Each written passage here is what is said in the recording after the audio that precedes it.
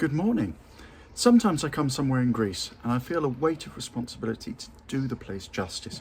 And Pylos here behind me is one of those places. It is amazing. It's not only got a Mycenaean history, a Venetian history, a Byzantine history, but it has two castles. It has one of the best beaches in the world. It has the largest natural harbour in Greece, and it was witness to a naval battle between 5 global powers. It's an amazing place. I'm going to try and explain it. It's fabulous, and I hope you enjoy. Let's go. So before we head off, I wanted to give you an idea of where we are. Here in front of us is Pylos, with this little harbour with the yachts. And then to the right of Pylos and behind it, we see the south entrance to the largest natural harbour in Greece, which now presents itself in front of us. This is where the Battle of Navarino was fought. And Pylos was for a time called Navarino, but we'll talk about that in a few minutes. And then round to the right here, just over here, we have what's known as the North Gap. Just to the right of the North Gap, on the top here, perhaps you can make out the original castle. That's where we're headed now. So I hope you're going to enjoy this. There was a big naval battle in this harbour. We'll talk about that when we're back in Pylos. But right now, let's go off to the castle.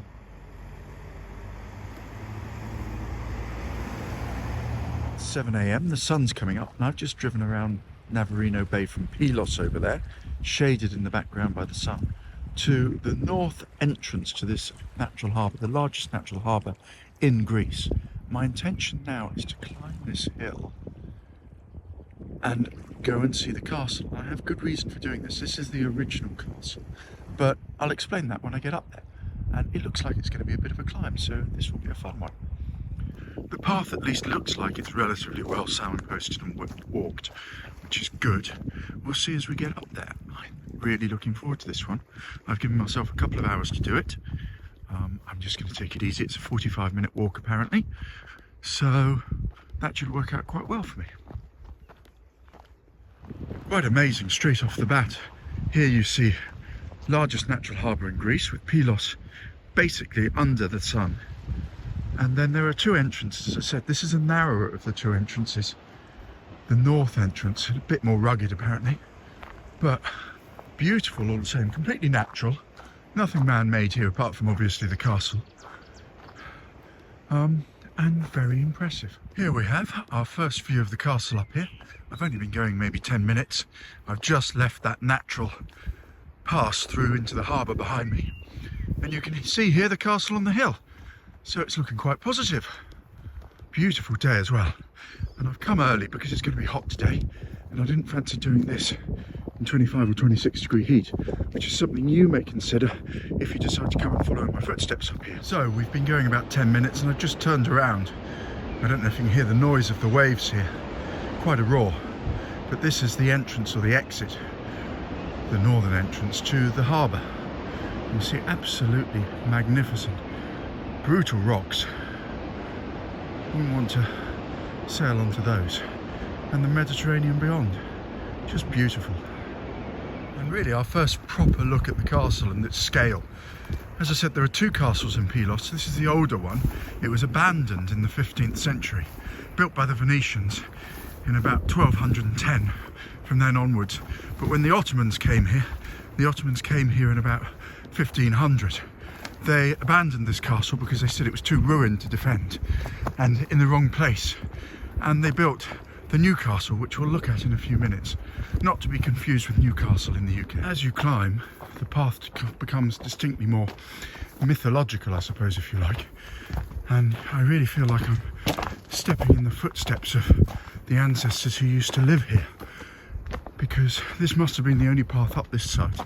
I think there's another one on the other side, but this is meant to be easier to climb. And another view of part of the castle. Given that it was abandoned 500 years ago, it's in remarkably good shape. Very typical Byzantine and Venetian architecture. And it's not a bad climb, I have to say. Although yet again, this is really not one for kids. Don't think about a pushchair either. No chance. And another great view of the natural harbour, with the south entrance over this hill and the north entrance here running down into the Mediterranean. I know I've said it and shown it, but it just gets better and better the higher you come. It's not a bad climb. It's taken me 25 minutes or so to get here. I don't know if this was the main gate or not. A bit precarious nowadays. Talk about undermining itself. But we shall go through there. I think after 500 years I'll be very unlucky if it collapses on me. Certainly collapsed a bit though. Look at this. This is not meant to be here. Neither is this big chunk here. This is not what you call a maintained castle. Big though. Amazing though to see. Yeah, so we've got this sort of arched roof. This was the arched roof that's collapsed in here. And then this piece is the wall that's just collapsed down. Amazing. Big old place up here. And it may surprise some of you, I haven't actually come up here to see the castle. I know I like castles, and one like this is too good to miss. With the view here, there we can see in the distance Pylos, which used to be known as Navarino. In Byzantine times they knew it as Navarino. In pre-Byzantine times it was known as Pylos. After the Greek War of Independence it became Pylos again. And on the right here we have the new castle, protecting, of course, the town itself.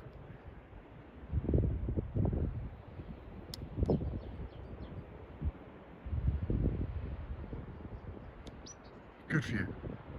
To see what I want to see, I have to go right to the top there, so I'm going to try and find the path up there and avoid any snakes on the way. Well, there is a path. It's actually relatively easy to find if you're looking for it. It's a little overgrown, it's not too bad. Probably be easier in the summer when everything's dried back. You can see it's not actually too far up here. This is not actually an easy walk from this point onwards. We're going to have to be a little bit careful around here because I need to get over there. In fact, I think I need to get over there and to the right. So I have to say, within the castle itself, this is actually one of the more difficult walks I've had. It's not easy, but I wanted to get up here to show you one of the absolute best beaches in the world. It's considered one of the 10 best in many publications, and it's this beach here. Look at this, in this little perfectly symmetrical cove, there is a beach called Voidokilia Beach, and it's just fabulous. And I don't know if you can see on this headland opposite us, there is a tomb, and this is a Mycenaean tomb. A tholos, I think it's called, a sort of pyramidal tomb built into the ground. So, if you try to come up to the castle from the beach, this is the entrance, and I would not recommend it. I would recommend the way I came. I was lucky really, I just spent a lot of time looking at the maps and deciding which way to come. This is not the way to come. You want to come up from the north passage into the harbour. It's a relatively easy walk. Don't come up here. And then coming round to the side of the castle, so we have the beach here, just glimpsing it, and the lagoon. This is the other reason I came up here, the other view I wanted to share with you. Here we have the lagoon, beautiful with the sun rising above it. And then this promontory of land, which separates the lagoon from Navarino Bay, with Pylos in the distance. And you get no idea, when you stand in Pylos over there, that this lagoon exists, or indeed the land that you see is so tiny and thin and slivery. And down there we have numerous large hotel complexes. It's just astonishing. So I didn't come up here for the castle. I came up here for this awe-inspiring and tremendous view from this height. And it's a bit of a height. You want to be a little bit careful up here. God, it's good. Look at this. I hope it's worth it. I hope you're enjoying what I'm looking at now. I hope it comes out all right on the camera because it's awe-inspiring. One of the best views I have seen in a long time, and I'm just going to pan around it again because I can't get enough of it. It's just beautiful this morning. So I'm now going to go back down to Pylos. I'm going to look at the new castle and the town itself, talk a little bit about its history. It was an important Mycenaean town called Pylos, and we'll have a little walk round. So I hope you enjoy.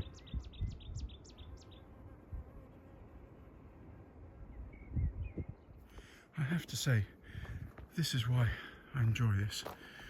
I love hiking, climbing, exploring places, going places perhaps most people won't, but I love sharing it with you guys as well, and I hope you enjoy it.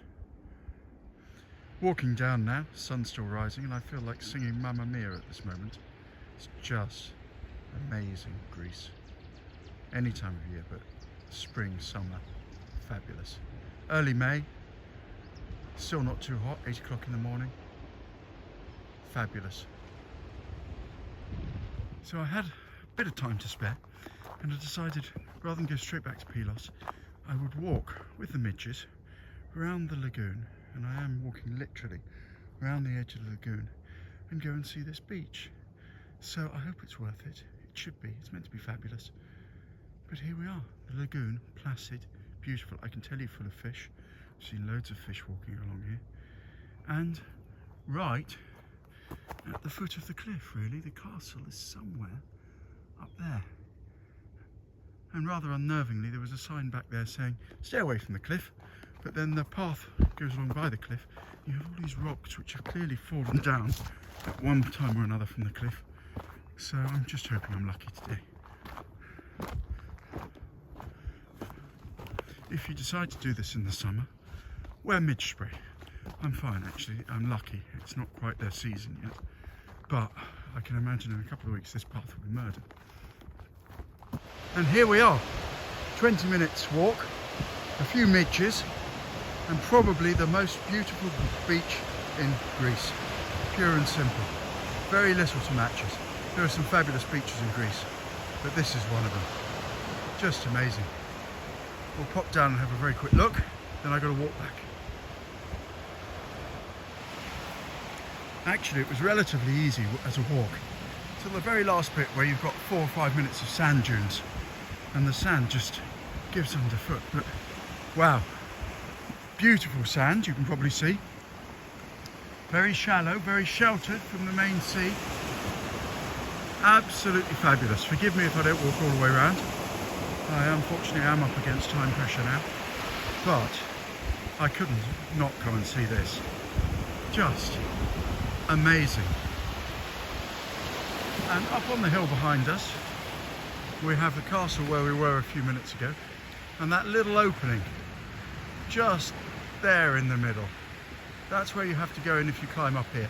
I wouldn't recommend it. I would seriously not recommend going up there.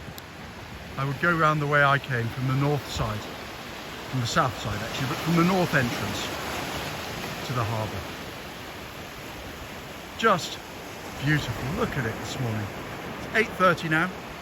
I am the only person on one of the most perfect beaches in Greece. Well, you're here with me, but that doesn't really count. I wanted to bring you along.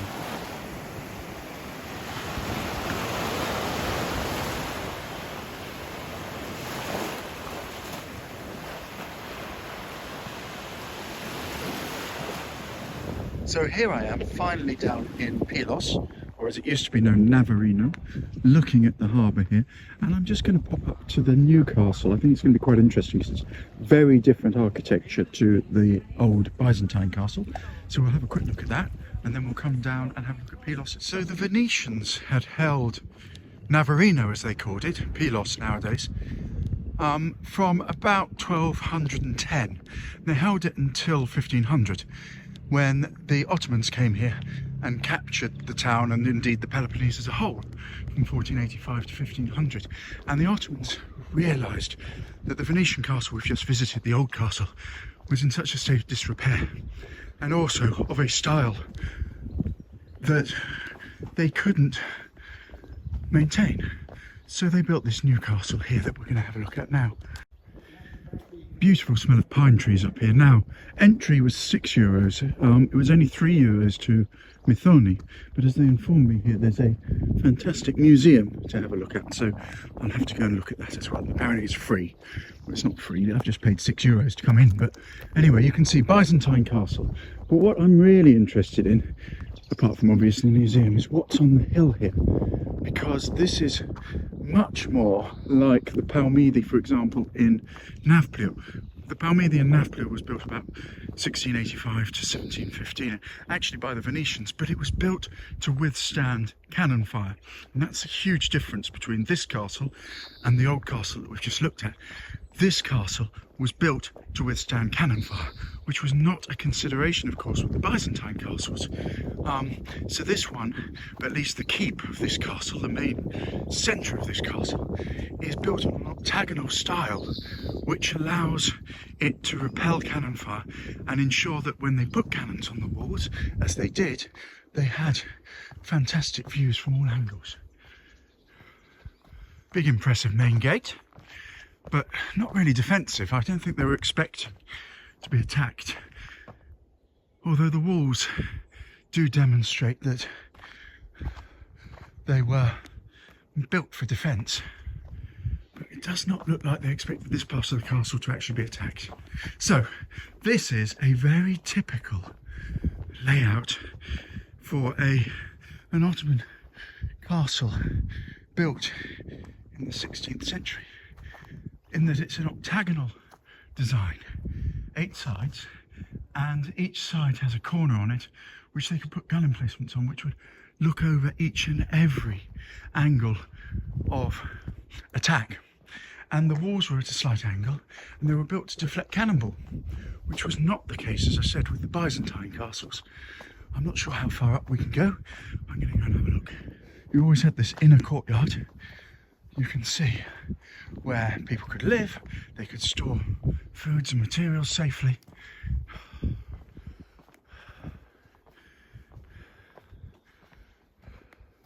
Very different style to the castle we've just been in, as you can see. So you can see you could range cannons along the walls up here, and you could angle those cannons out over the fields or the sea at probably up to a 45-degree difference. But then on each of the corners you have these promontories, if you like. I don't know what they're properly called, but these were incredibly important because what they gave you was the ability to shoot along the length of the wall and also to cover other angles that you wouldn't otherwise be able to see. So you can see here, for example, the southern entrance into the natural harbour, and it gave you great coverage with cannon. If you wanted to bring a boat in here, this castle would really protect you and stop you from doing that. You can see beautiful arch there where the sea's cut through. Absolutely fabulous. We get a great view here of the curtain wall, but the curtain wall was not really the major defence of this castle. It was to stop people getting in, yes, but the major defence of this castle is what we're standing in now, this gun emplacement up here, where the guns would have a fantastic range over the bay and protect the town of Navarino, as it was at the time, against attack from pirates or from the Venetians or whoever else was going to come up here. A little museum here about the sunken treasures of the Peloponnese, which might be quite interesting. Just have a quick look, because of course a lot of Peloponnesian treasures have been found underwater. So into the main museum here, it's fantastic. So this museum catalogues essentially the Mycenaean and prehistoric periods of Pylos, because, as I said, it was a Mycenaean city, and the fact was, you can see there the castle that we were in earlier, the fact was that there's a palace of Nestor about 14 kilometres from here. Well worth visiting. I'm not visiting it in this video, it's just too far out of my way. But Nestor and Pylos was mentioned in the Iliad by Homer, when Odysseus went to see Nestor and Pylos. And that demonstrates the history of Pylos as it was, and then Navarone, and then again Pylos. And a lot of these are grave prints that they found in the locality. Well worth coming here and exploring. So, having looked at the history of this place up to modern times, the Mycenaeans, the Byzantines, the Ottomans, let's consider the more recent history, starting with the Greek War of Independence. In 1821, the Greeks rose up and they very quickly took and liberated Navarino, as it was at that time. And then in 1825, Ibrahim Pasha, the Ottoman general, came through here with about 25,000 soldiers and basically razed it to the ground. It disappeared. So 20th of September 1827, in this harbour, there was the Battle of Navarino. It was a huge scale naval battle with ships, sailing ships of the line, the type that we would see at Trafalgar, for example, think of Nelson, and it was the last naval battle involving that type of ship, these sailing ships. And there were 60 Turkish, Ottoman, Turkish and Egyptian ships ranged against about 27 British, Russian and French ships. But the British, Russian and French ships, whilst outnumbers, were far more technically advanced and the crews were better trained, and they won the day. The Battle of Navarino wiped out the Ottoman navy and it set up the Greeks to become an independent nation. It was a hugely important battle and it happened here in this bay. Funnily enough, there was virtually no sailing, despite them being sailing ships. They were almost all moored, just firing at each other. But the three admirals who won the day are heroes in Greece as a result of this battle. And it was from that point onwards that Pylos existed again. Pylos had existed in ancient times. It had then been renamed Navarino. It was destroyed, as I said, by the Turkish in 1825. And in 1828, 1829, they started to rebuild Pylos. And that is what we see here today. And the main square of Pylos, which is just round here, is fantastic, very, very famous in Greece, mainly for the large platania trees which exist here. They're sort of chestnuts in a way, I suppose. I'm not an whatever it is. I'm not an expert on trees, so I apologise for that. But you'll see as we come round this corner, the square is beautifully shaded by these platania trees. And it's fantastic. It's got loads of shops, loads of cafes, loads of restaurants. And the square is actually known as the Three Admirals Square. Unsurprisingly, named after the three admirals of the victorious fleet that fought the Battle of Navarino here. This is not the Guns of Navarino. This is the Battle of Navarino. So it's beautiful here, and you can see if you want to come down here for a holiday, as many people do, it's well worth spending a couple of days here and exploring. And people will come here in the summer for the Costa Navarino, the Navarino coast as it's known, because it's probably some of the best in mainland Greece. It's close as you'll get to being on an island without having to go to an island, which is fantastic because the islands are great. They don't really let you explore Greece. You have to go from island to island to island. You're beholden to the ferries. If you get a car and you drive around the Peloponnese, which I would highly advise, then you can really see Greece. And you can still pop over to the islands. There are plenty of islands just off the coast of the Peloponnese, plenty of ferries that you can get to. But you can see this square is large, very well occupied and beautiful. And as I said, it is called the Three Admirals Square. But in the centre of the square, we'll see in a minute, is a little memorial to those three admirals. I can't remember their names. There was Codrington, who was the British. There was Hayden, who I think was the Russian, believe it or not. And there was Derain or someone who was the French. And you can see here a memorial to three victorious admirals and the men who died in the Battle of Navarino, freeing Greece from the Ottoman occupation that existed at that time.